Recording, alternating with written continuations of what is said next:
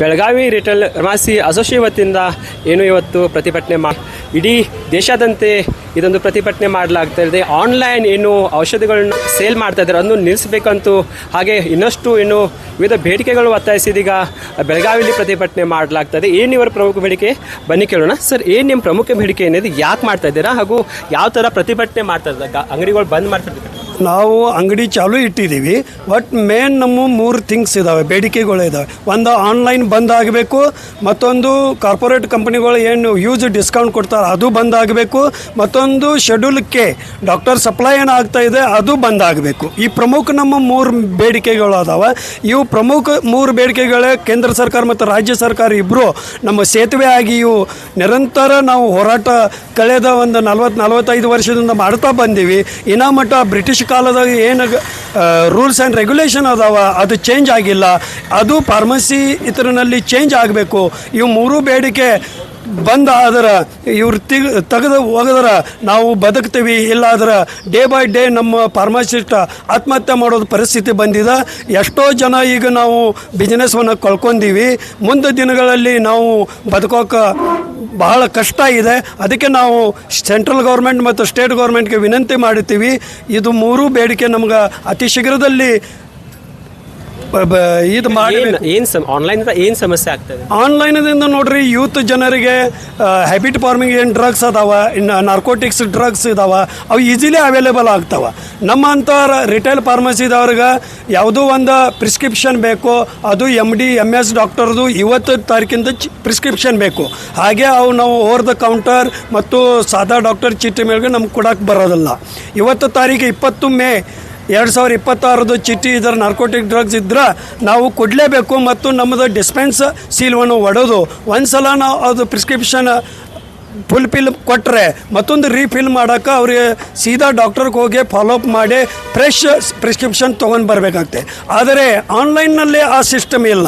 ಮತ್ತು FDA ನಮ್ಮ ನಿಯಂತ್ರಣದಲ್ಲಿ ಇರುತ್ತವೆ.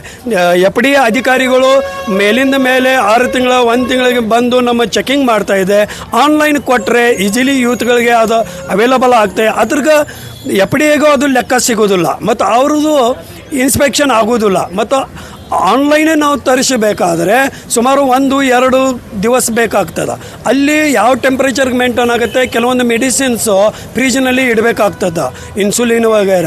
ಅವರು ಈಗ ಆನ್ಲೈನ್ ಮಾಡ್ರೆ ಅಲ್ಲಿ ಟೆಂಪ್ರೇಚರ್ ಎಷ್ಟು ಬಿಸಿ ಗಾಳಿ ಮಳೆಯಲ್ಲಿ ಅದು ಬರ್ತಾ ಇದೆ. ಬಂದು ನಾವು ಕಸ್ಟಮರ್ಗೆ ರೋಗಿಗಳಿಗೆ ಬರಬೇಕಾದ್ರೆ ಅದ್ರದ್ದು ಪೊಟೆನ್ಸಿ ಕಡಿಮೆ ಆಗುತ್ತೆ, ರಿಸಲ್ಟ್ ನೆಗೆಟಿವ್ ಬರ್ತವೆ. ಅದಕ್ಕೋಸ್ಕರ ಆನ್ಲೈನ್ ಪೂರ್ಣಪಣೆ ಬಂದ್ ಆಗಬೇಕು ಅಂತ ನಮ್ಮದು ಬೇಡಿಕೆ. ಸರ್, ಆನ್ಲೈನ್ದಲ್ಲಿ ಏನು ಮೆಡಿಕಲ್ಸ್ ಅವು ಮೆಡಿಸಿನ್ ಏನಾದರೂ ಡೇಂಜರ್ ಆಗ್ಬೋದಾ? ಹೌದು ಸರ್, ಖಂಡಿತವಾಗೂ ಡೇಂಜರ್ ಆಗ್ಬೋದು. ಅದ್ರದ್ದು ಪರಿಶೀಲನೆ ಯಾವ ಗುಣಮಟ್ಟದ ಇದೆ, ಲ್ಯಾಬ್ ಟೆಸ್ಟ್ ಏನಿದೆ, ಸ್ಪೂರಿಯಸ್ ಡ್ರಗ್ಸ್ ತುಂಬ ನಾವು ಈಗ ಇತ್ತೀಚಿನ ದಿವಸಗಳಲ್ಲಿ ನಾವು ಸೋಷಿಯಲ್ ಮೀಡಿಯಾನಲ್ಲಿ ನೋಡ್ತಾ ಇದ್ದೀವಿ.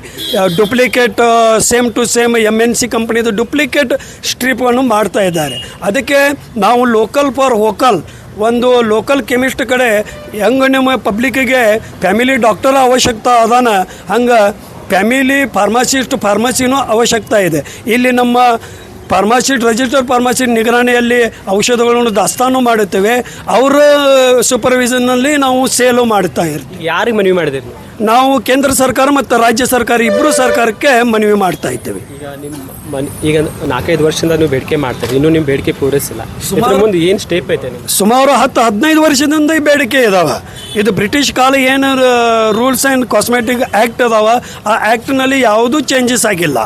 ಈಗ ನೋಡ್ರಿ, ಒಂದು 40-50 ವರ್ಷ ಹಿಂದ್ಗಡೆ ಫಾರ್ಮಸಿನೂ ಕಡಿಮೆ ಇದ್ದು, ಫಾರ್ಮಸಿಸ್ಟ್ ಕಡಿಮೆ ಇದ್ದು.